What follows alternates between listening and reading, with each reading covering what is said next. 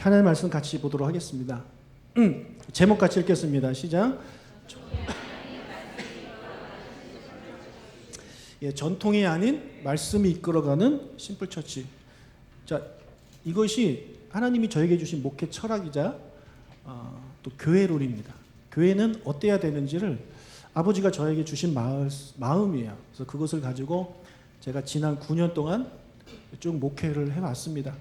그래서 뉴스홈교회 성도님들은 다 알고 계시지만 우리 충의교회 성도님들이 새로운 목사가 어떤 목회 철학을 가지고 사역을 하는지를 아셔야 되지 않겠습니까? 그래서 오늘부터 그런 시간을 좀 갖도록 하겠습니다. 교회의 머리는 예수님이십니다. 아멘.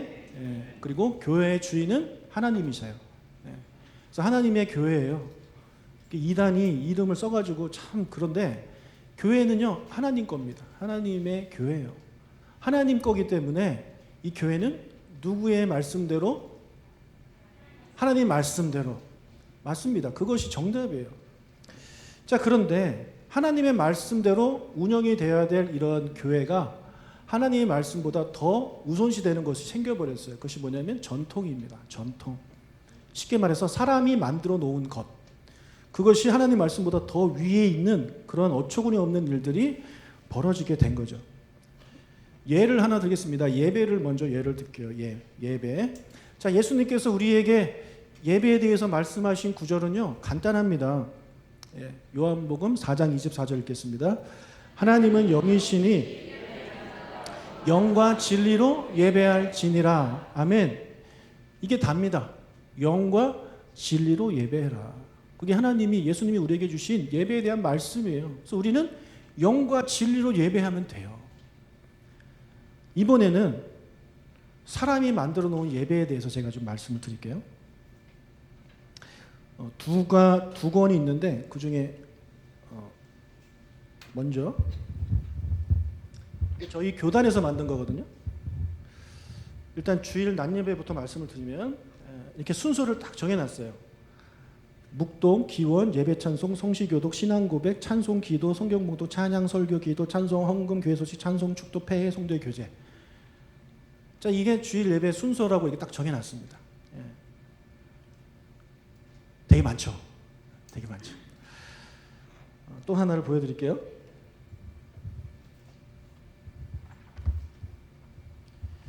예배 모범에 대해서 이렇게 예배 드려라고 여러 가지를 이제 써 놓으셨는데 그 중에 하나를 몇 개를 제가 말씀드릴게요. 예배 시간에는 모든 사람이 엄숙한 태도와 공경하는 마음으로 예배하고 귓속말이나 출입하는 자에게 인사하지 말며 곁눈질하지 말고 졸지 말고 웃으면 안 된다. 웃으면 안 돼요. 웃으면 안 돼요. 네. 왜 웃어요, 여러분? 웃으면 안 돼. 그 밖에 모든 합당치 못한 행동을 일체하지 말 것이다. 네. 이렇게 적어놨어요. 여러분 웃으면 안 된대요. 그래서 웃지 않으시는 분들은 여기에 충실하시는 분들이에요. 네. 그래서 뭐라고 하면 안 돼요. 그리고 또 하나 뭐가 있냐면 찬양에 대해서 교우는 반드시 찬송책을 준비하여 찬송하는 것이 마땅하다. 찬송책이 뭘까요? 찬송가.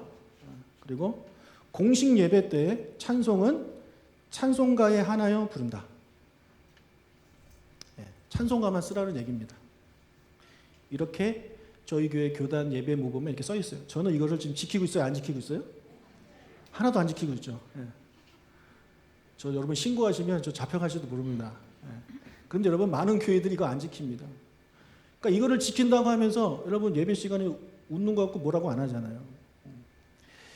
자, 여러분 뭐 이렇게 복잡할까요? 예. 하나 예수님 우리한테 영과 진리로 예배하라 이렇게 말씀하셨는데 왜 사람들은 이렇게 두꺼운 거를 만들어 가지고 우리한테 이런 것을 교육을 시킬까요?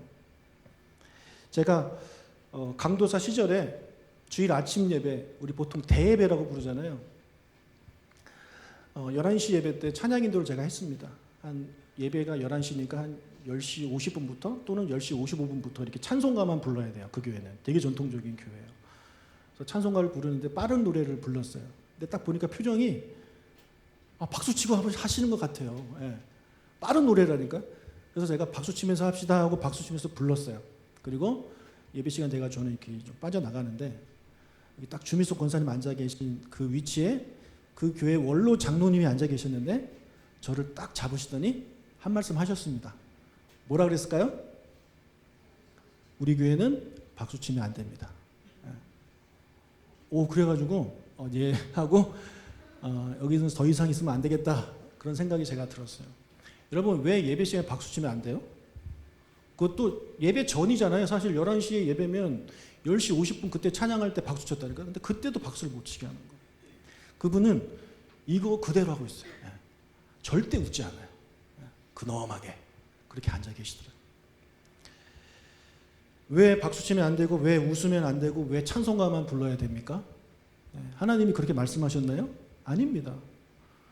여러분, 찬송가를 보시면 이 성경책에 찬송가랑 성경책 같이 붙어 있잖아요. 그 찬송가 맨 앞에 보시면 이렇게 예배 전에 묵상이라고 있어요. 한번 찬송가 있으시면 한번 봐보세요. 찬송가 맨 앞장입니다. 맨 앞장. 거기 보면 예배 전에 묵상이라고 해가지고 4가지 성경 구절이 나옵니다. 찾아보세요. 찾으셨나요? 첫 번째 구절이 이겁니다. 하박국 2장 20절 읽겠습니다. 그 성전에 계시니 온 땅 그 앞에서 잠잠할지니라 하시니라. 왜 예배 시간에 웃지도 못하게 하고 옆 사람과 인사도 못하게 하고 왜 박수도 못 치게 할까? 제가 혼자 한번 연구를 해봤어요. 그랬더니 이 말씀 때문이 아닐까라는 제가 생각을 해본 거예요. 근데 여러분, 이 말씀은요 예배와 관련된 말씀이 아닙니다. 이 말씀은 심판과 관련된 말씀이에요. 하나님이 지금 심판하시는 거예요, 열방을. 그럼 여러분, 재판장 우리 드라마 봐서도 알지만 사람 웅성웅성되면 재판관이 뭐라 그래요? 땅땅땅 정숙하세요. 그렇게 하잖아요. 지금 그 분위기입니다. 죄인이 지금 재판장 앞에서 어떻게 웃고 떠들 수 있어요? 지금 그 얘기예요. 그런데 이것을 그냥 저것만 딱 떼서 보는 거죠. 문맥과 상관없이 여호와는 성전에 계십니다. 그렇기 때문에 여러분 잠잠하셔야 됩니다. 웃으시면 안 됩니다. 떠들어서도 안 됩니다. 엄숙한 표정으로, 지금 그 표정, 여러분이 지금 바로 그 표정, 엄숙한 표정으로 앉아 있어야 됩니다. 이렇게 가르치는 게 아닐까, 저는 혼자 연구를 해봤어요. 맞는 것 같지 않아요? 근데 여러분, 성경을 한번 우리가 더 봅시다. 그 두 번째가 뭐가 있습니까? 하나님은 영이시니 예배하는 자가 영과 진리로 예배할지니라. 이거 아까 우리가 읽었고요. 세 번째, 시편 2편 시작. 기쁨으로 여호와를 섬기며 노래하면서 그의 앞에 나아갈지니라. 자, 성경은 우리에게 기쁨으로 여호와를 섬기며 노래하래요. 기쁨으로 노래하래요. 여러분, 기뻐하면서 안 웃을 수 있습니까? 한번 해보세요. 안 웃으면서 기뻐해보세요. 이건 불가능하죠. 근데 왜 우리한테 이걸 요구하죠? 성경은 우리한테 기뻐하라고 하는데 왜 엄숙하게 앉아있으라고 할까요? 왜 웃지 못하게 할까요? 그 다음 에베소서 5장 19절 시와 찬송과 신령한 노래들로 서로 화답하며 너의 마음으로 주께 노래하며 찬송하며. 자, 여기 분명히 시, 찬송, 신령한 노래들, 참 다양한 장르의 노래들을 우리에게 하라고 성경은 이야기를 하고 있습니다. 그런데 왜 찬송가만 불러야 되죠? 왜 찬송가만 불러야 됩니까? 찬송가 좋습니다. 저도 찬송가 좋아합니다. 근데 찬송가만 불러서는 안 돼요. 왜냐하면 하나님 우리에게 새 노래로 여호와를 찬양하라고 분명히 명령하셨는데 왜 자꾸 옛 노래만 가지고 우리가 하려고 할까요? 우리가 하나님의 말씀과 전혀 다른 그런 예배를 드리고 있는 그런 교회들이 너무 많다라는 거예요. 제가 아까 찬양이도 할 때 좀 띄었잖아요. 경박스러워 보이죠? 목사가 아이고 이렇게 생각하시죠? 여러분, 제가 지금 48살인데 아직도 제가 이렇게 뛸 수 있으면 저는 감사합니다. 저는 70살까지 뛰고 싶어요. 은퇴하기 전까지. 그래서 아까 말씀드렸다시피 나이 더 들면 저도 못 뛸 때가 올 것 같아요. 심장에 무리가 오고 막 허리도 아프고 고관절 막 이러면. 근데 그때까지 쓸 수 있을 때 실컷 쓰려고 합니다. 여러분도 하나님 여러분에게 주신 그런 건강 가지고 여러분의 그 이쁜 미소 가지고 실컷 기뻐하면서 하나님을 찬양하는 여러분 되시길 축복합니다.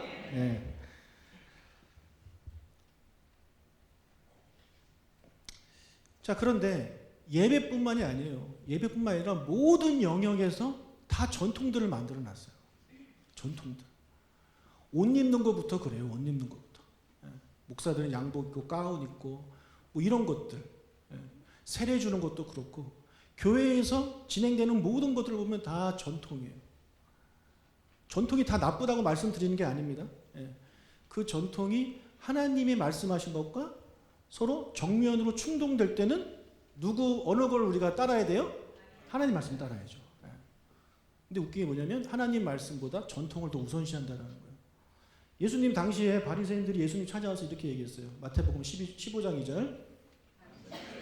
어찌하여 장로들의 전통을 범하나이까 떡 먹을 때 손을 씻지 아니하나이다. 바리새인들이 예수님 찾아왔어요. 왜 당신의 제자들은 전통을 지키지 않습니까? 장로들이 만들어 놓은 전통을 왜 지키지 않습니까? 따져요. 근데 예수님이 이렇게 대답하십니다.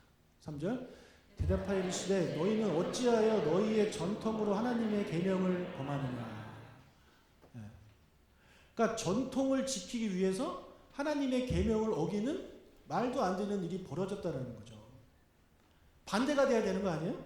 하나님의 계명을 지키기 위해서 사람이 만들어 놓은 전통을 범해야죠. 그렇죠? 그게 맞는 거 아니에요? 근데 이게 바뀌어버린 거예요. 전통이 말씀보다 더 위에요. 더 위에. 근데 저 때만 그런 게 아니라 그 이후로 교회는요 계속 그래왔어요. 교회의 역사를 보시면 전통과 말씀이 항상 싸웁니다. 사람들이 계속 전통을 만들어내요. 자기 생각을 가지고 계속 전통을 만들어내는 거예요. 그래서 이 초대교회 이후에 로마가 기독교를 국교로 받아들이잖아요. 그때부터 제대로 망가지기 시작합니다. 로마 카톨릭이 이제 기독교를 받아들이면서 그들이 원래 가지고 있었던 전통들을 기독교에 접목을 시켜버렸어요. 그러니까 짬뽕을 만들어버렸어요. 목사님 지금 신부들 가운 입고 뭐 교황들 이만한 거 막 쓰고 있잖아요. 그런 거 다 어디서 온 거냐면 로마가 원래 섬겼던 신들, 신전 거기서 나온 거예요. 신전 제사장들이 입던 옷을 목사가 입은 거예요. 이렇게 신전을 만들어 놓고 여러분 유럽에 가보시면 아시겠지만 그런 신전들 있잖아요. 사각형으로 돼가지고 이런 의자들 놓고 앞에 강대상 있고 의자 이런 거 막 놓고 이런 게 다 거기에서 다 온 거거든요. 근데 그것이 마치 하나님이 원래 우리에게 하라고 한 것처럼 사람들이 착각하는 거예요. 그래서 제가 어릴 때는 강대상 못 올라가게 했습니다. 이거 못 올라가게 했어요. 이거 올라갈 때 꼭 신발 벗어야 되고 아무나 올라가면 안 되고 어떤 사람은 무릎 꿇고 막 이렇게 올라가고 여기 있는 강대상 되게 뭐 거룩하고 성스러운 걸로 되게 여겼어요. 근데 제가 목사가 돼서 나중에 이 강대상 안을 보니까 쓰레기로 가득해요. 겉만 거룩하고 겉만 그런 거예요. 안에는 쓰레기가 가득한 거예요. 그러니까 이렇게 교회 안에 전통들이 너무 많더라고요. 그래서 그렇게 교회 안에 하나님의 말씀이 아닌 전통들이 자꾸 들어오고 그런 것들이 강해지면서 교회가 어떻게 되냐면 타락하고 썩고 변질되는 거죠. 그래서 하나님께서 종교 개혁자들을 보내주셔가지고 종교를 개혁하지 않습니까? 500년 전에? 그렇죠? 그래서 그 종교 개혁자들이 들고 나온 모토가 세 가지인데 그 중에 하나가 뭐냐면 오직 말씀이에요. 오직 말씀. 말씀에 있는 거 좀 하자 이거예요. 말씀에 있는 거 좀 하자. 왜냐하면 카톨릭 신부들이 말씀에 없는 말을 자꾸 이렇게 만들어내니까 자기들 마음대로 해석을 해가지고 이상한 거 자꾸 만들어내니까 그래서 대표적인 게 면죄부 아닙니까? 면죄부가 세상에 성경에 어디 있어요? 그런 거 만들어내가지고 그런 성당 큰 거 저기 로마에 있는 거 그거 만들어놨지 않습니까? 그래서 하나님께서 종교 개혁자들을 통해서 오직 말씀으로 너희들이 교회를 세워야 된다 그렇게 말씀하셔서 그들이 종교를 개혁해서 세워진 그런 종교가 바로 개신교예요. 개신교. 우리 교회가 바로 개신교예요. 여러분 기독교는 예수님을 믿는 종교입니다. 그래서 그 밑에 천주교가 있고 또 하나가 개신교예요.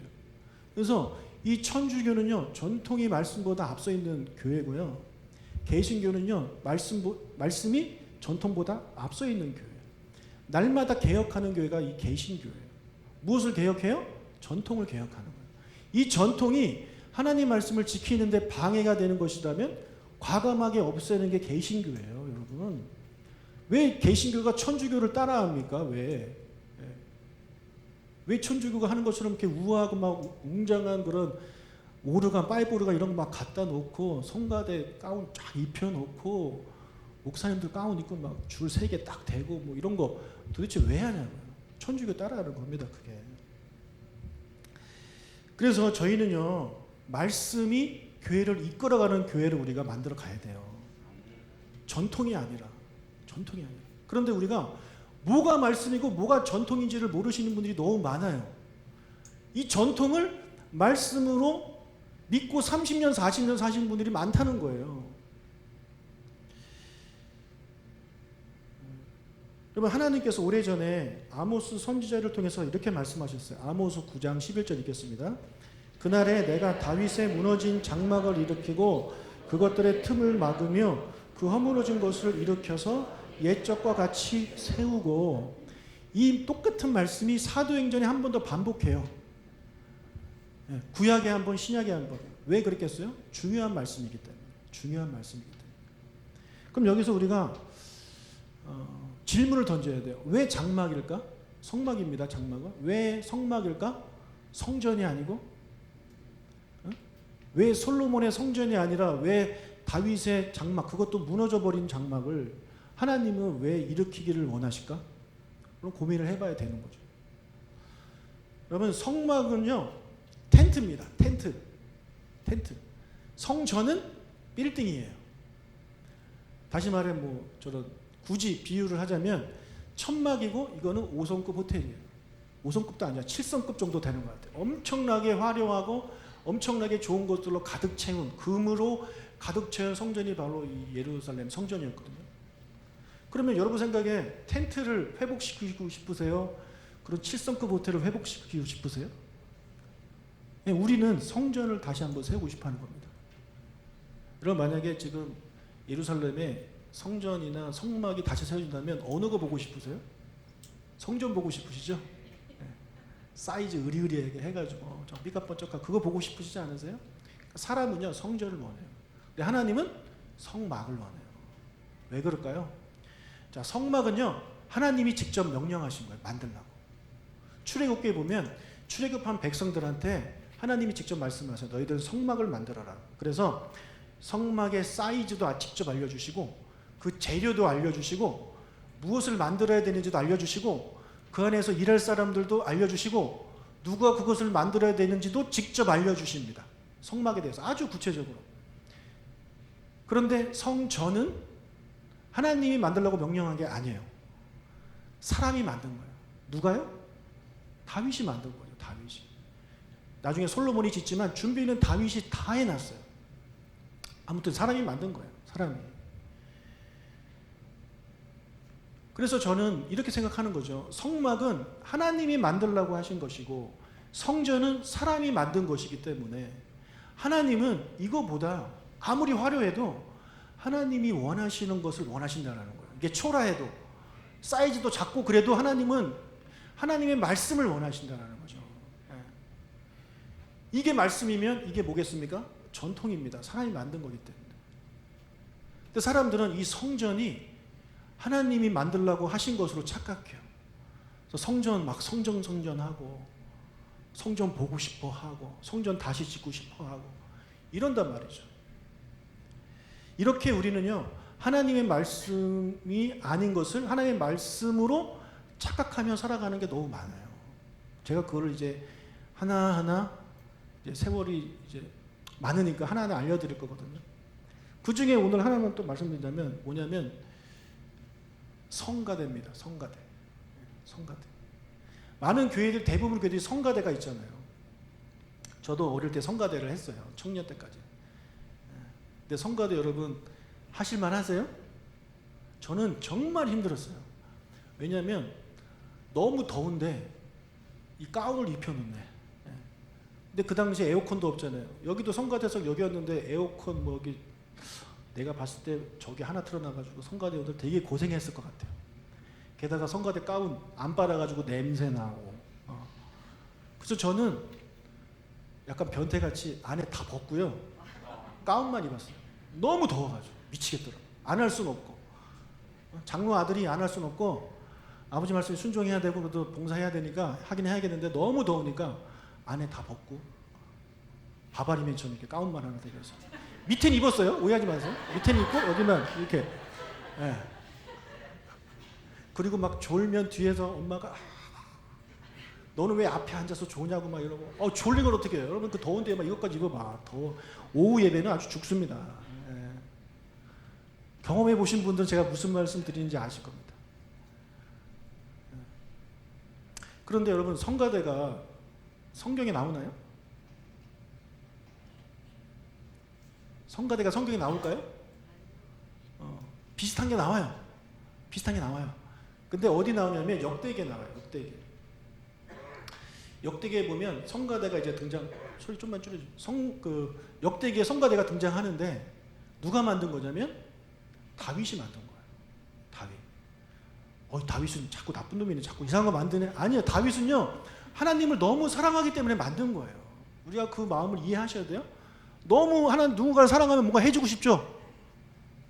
그래서 다윗은 자기는 좋은 데 사는데 하나님은 이런 초라한 천막에 사니까 성전을 지어드린 거고 또 그 성전을 졌는데 그 전이 성막이죠. 성막에 하나님의 성전 그 법궤가 그냥 있으니까 좀 외로우실까 봐 하나님이 좋아하시는 찬양을 만들기 위해서 성가대를 조직해가지고 24시간 하나님 찬양합니다.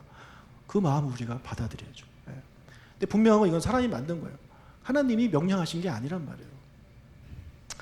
그래서 제가 이제 충익교회로 오면서 고민했던 게 뭐냐면 이 성가대 얘기를 좀 꺼내야 되는데 이 성가대 얘기 꺼내면 성가대장님, 성가대 지휘자, 반주자 막 다 반발하고 그럴까 봐 되게 걱정을 했거든요. 근데 목사님 치우세요. 그래가지고 치워버리고 목사님 가운 안 쓰실 거죠? 예, 딴 교회 드리려고요. 그래서 막 드리고 한 번에 해결이 돼버렸어요. 얼마나 감사한지. 그래서 이미 우리 추인교 성도님들은 이 말씀이 이끌어가는 심플 처치를 함께 하실 준비가 되었다라는 저는 생각이 들어요. 예. 우리 여러분 하나님이 하라고 하는 것만 해도 벅찹니다. 그렇지 않아요? 근데 왜 사람이 만들어 놓은 것까지 우리가 해야 되냐고요. 하나님이 하라고 하는 것만 해도 돼요. 근데 자꾸 사람이 뭔가 만드니까 교회가 점점 비대해지는 거예요. 할 게 많아지는 거예요. 할 게 많아지는 거예요. 그런데 괜히 쓸데없는 비본질에 우리가 에너지를 쓰고 힘을 쓰고 거기서 다툼과 싸움이 일어나요. 여러분 교회가 갈라지고 성도들이 떠나는 이유가 다 비본질 때문에 싸웁니다. 본질 때문에 싸우는 게 아니에요. 비본질. 정말 아무 쓸데없는 거. 피아노를 엿다 놓은 걸 왜 절로 옮기냐. 이거 갖고 싸워요. 제가 장로님한테 말씀드렸는데 옛날에 그 봉고차 사는 것 때문에 싸우셨다면서요. 봉고차를 사면 어떠고 안 사면 어때요. 메이커가 이거면 어떠고 저거면 어때요. 그것 때문에 싸우셨다고 제가 얘기를 들었어요. 그러니까 그런 일들이 왜 일어나냐. 비본질 때문에 사람들이 싸우는 거예요.